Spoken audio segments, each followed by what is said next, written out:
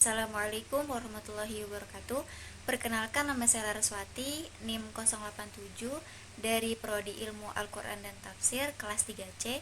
Di sini saya akan menjelaskan tentang penerapan kaidah tafsir dalam penafsiran untuk memenuhi ujian akhir semester mata kuliah kaidah tafsir stilistika.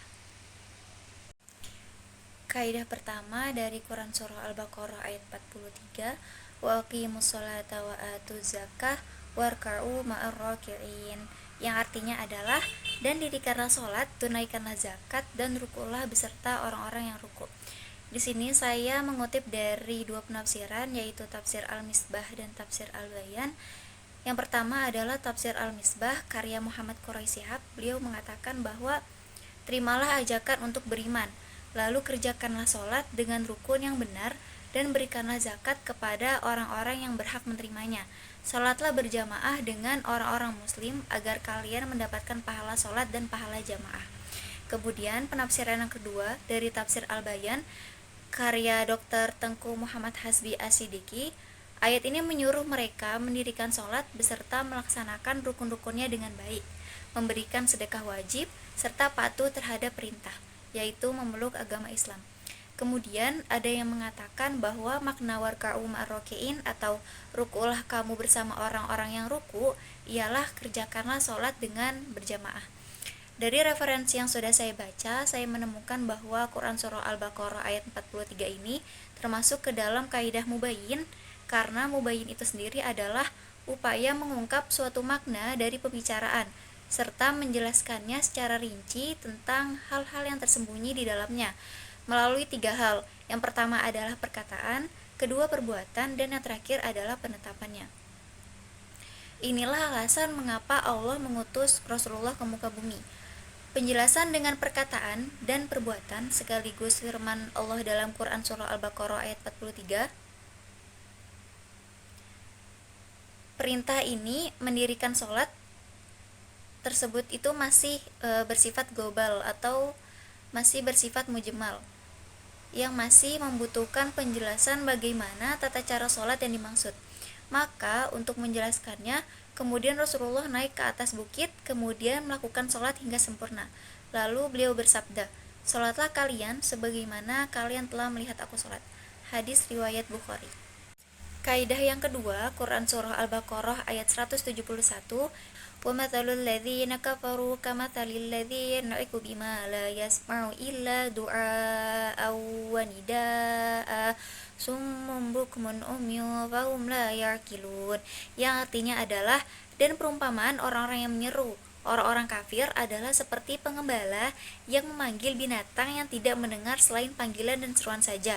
Mereka tuli, bisu, dan buta. Oleh sebab itu mereka tidak mengerti. Menurut tafsir Al-Mukhtasar dari Markas Tafsir Riyadh di bawah pengawasan Syekh Dr. Salih bin Abdullah bin Humaid, Imam Masjidil Haram, perumpamaan orang-orang kafir yang mengikuti leluhur mereka itu adalah seperti pengembala yang berteriak kepada binatang gembalaannya. Maka binatang itu mendengar suaranya tetapi tidak memahami ucapannya.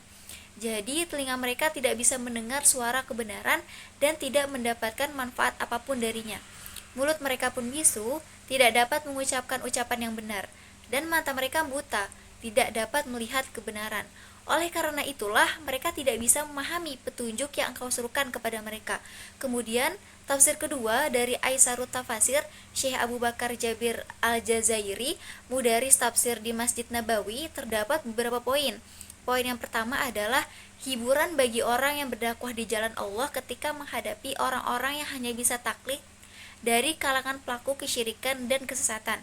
Kedua, keharaman untuk bertaklid kepada ahli bid'ah dan pemuja hawa nafsunya. Ketiga, kewajiban untuk mencari ilmu dan pengetahuan agar seorang mukmin ketika melakukan atau meninggalkan sesuatu berasal dari ilmu tentang apa yang dilakukan atau ditinggalkan. Kemudian yang terakhir, tidak boleh untuk diikuti kecuali kepada ahli ilmu dan pengetahuan dalam agama, karena mengikuti atau itiba orang-orang bodoh termasuk taklid. Dari referensi yang sudah saya baca, Quran Surah Al-Baqarah ayat 171 ini termasuk ke dalam kaidah ziyadah, karena ziyadah adalah penambahan huruf atau lafaz yang mempunyai tujuan dan faedah tertentu yang tidak didapatkan ketika lafaz tersebut dibuang. Namun, jika lafaz tersebut dibuang, maka makna dasarnya tidak rusak atau berubah. Pengulangan lafaz dari kata nida'a tersebut menguatkan makna yang tidak terdapat pada lafaz nida'a. Kedua lafaz tersebut bermakna pemanggilan, akan tetapi pemanggilan tersebut bisa dengan jarak jauh dan dekat, orang tertentu dan umum, memenuhi panggilan dengan perbuatan dan dengan suara. Namun dengan penggabungan kedua kata tersebut, maka makna-makna tersebut tercakup di dalam keduanya yang tidak didapatkan ketika sendiri-sendiri. Kaidah ketiga, Quran Surah Al-Baqarah ayat 222, wa yas'alunaka 'anil mahid qul huwa adzan fa'tazilun nisaa fil mahid wa la taqrabuhunna hatta yatahun fa idza tatahharna fa'tuhunna min haitsu amarakumullah innallaha yuhibbut tawwabin wa yuhibbul mutatahhirin. Yang artinya, mereka bertanya kepadamu tentang haid. Katakanlah haid itu adalah suatu kotoran. Oleh sebab itu, hendaklah kamu menjauhkan diri dari wanita di waktu haid, dan janganlah kamu mendekati mereka sebelum mereka suci. Apabila mereka telah suci, maka campurilah mereka itu di tempat yang diperintahkan Allah padamu. Sesungguhnya Allah menyukai orang-orang yang bertaubat dan menyukai orang-orang yang mensucikan diri.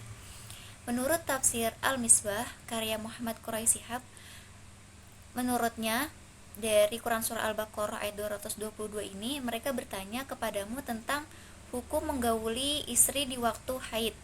Berilah jawaban bahwa sesungguhnya haid itu adalah kotoran, maka janganlah kalian gauli mereka selama masa haid sampai benar-benar suci. Jika telah suci, maka gaulilah mereka di tempat yang seharusnya. Barang siapa yang melanggar ketentuan itu, maka bertaubatlah. Allah menyukai hamba-hamba yang banyak bertaubat dan bersuci dari segala kotoran dan kekejian. Kemudian, yang kedua, saya mengutip dari tafsir Jalalain. Mereka bertanya kepadamu tentang haid. Maksudnya haid itu atau tempat dan bagaimana memperlakukan wanita kepadanya. Kemudian katakanlah, haid adalah suatu kotoran atau tempatnya kotoran, maka jauhilah wanita-wanita. Maksudnya janganlah bersetubuh dengan mereka di waktu haid atau pada tempatnya, dan janganlah kamu dekati mereka dengan maksud untuk bersetubuh sampai mereka suci.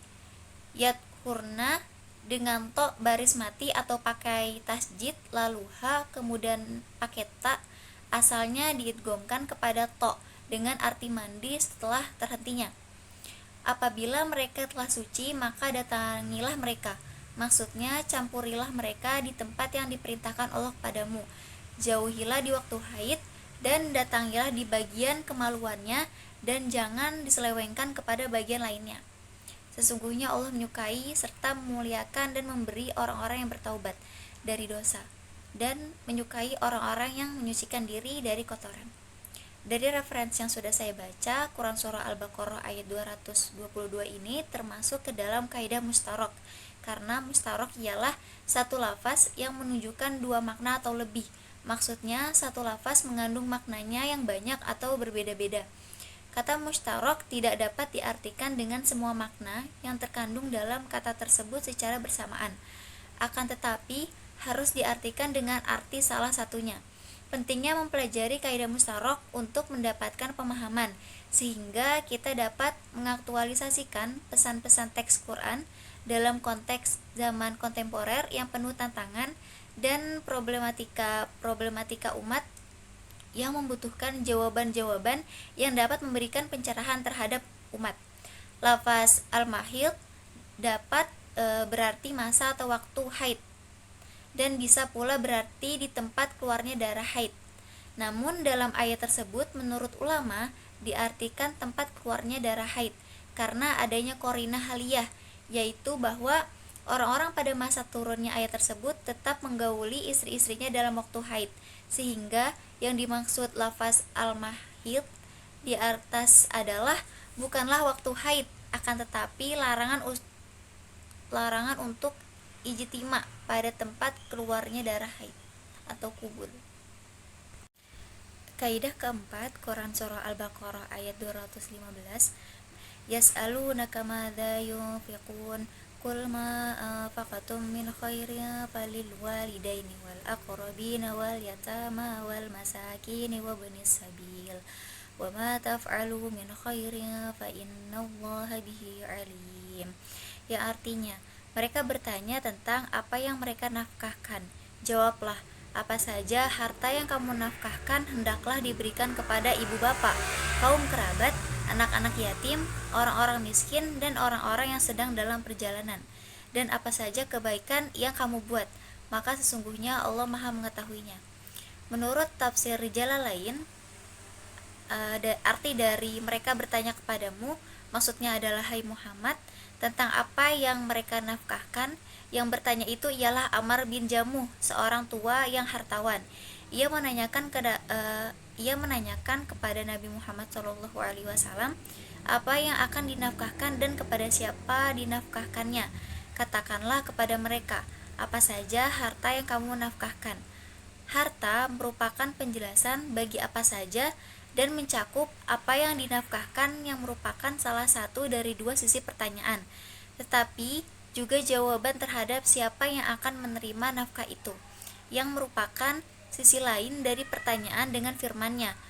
Maka bagi ibu bapak, kaum kerabat, anak-anak yatim, orang-orang miskin, dan orang-orang yang sedang dalam perjalanan, maksudnya adalah mereka lebih berhak untuk menerimanya. Kemudian, dan apa saja kebaikan yang kamu perbuat, baik mengeluarkan nafkah atau lainnya, maka sesungguhnya Allah mengetahuinya dan akan membalasnya. Kemudian menurut tafsir Al-Misbah, orang-orang mukmin bertanya kepadamu mengenai masalah infak. Katakanlah, infak itu dikeluarkan dari harta yang baik untuk diberikan kepada orang tua, kerabat dekat, anak yatim, orang miskin, dan orang yang terputus dari keluarga dan hartanya. Kebaikan apa saja yang kalian perbuat akan diketahui dan akan dibalas pahala oleh Allah. Dari referensi yang sudah saya baca, Al-Baqarah ayat ini termasuk ke dalam kaidah as-su'al wal jawab, karena pola as-su'al wal jawab dalam ayat ini menggunakan jawaban bersambung atau mutasil dengan pertanyaan. Jawab tersebut ditunjukkan dengan menggunakan lafaz kul yang sambung dengan pertanyaannya, sebagaimana keterangan yang di depan, yaitu jawaban ada yang lebih komprehensif dari pertanyaannya.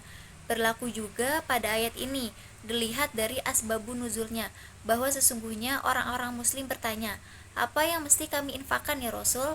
Tapi oleh Al-Quran diberikan tidak hanya apa yang harus dinafkahkan, akan tetapi juga tentang orang-orang yang berhak menerimanya. Urgensi dalam mengkaji kaidah tanya jawab dalam ayat ini adalah untuk membantu penafsir mengungkap isi dari teks Al-Quran yang berbentuk dialog, mengetahui keunikan pesan Al-Quran dalam penyampaiannya yang secara tidak langsung melalui dialog tanya jawab. Sekian yang bisa saya sampaikan. Jika ada kurangnya saya mohon maaf yang sebesar-besarnya. Semoga apa yang saya sampaikan berguna untuk diri saya sendiri dan banyak orang pada khususnya. Sekian, wassalamualaikum warahmatullahi wabarakatuh.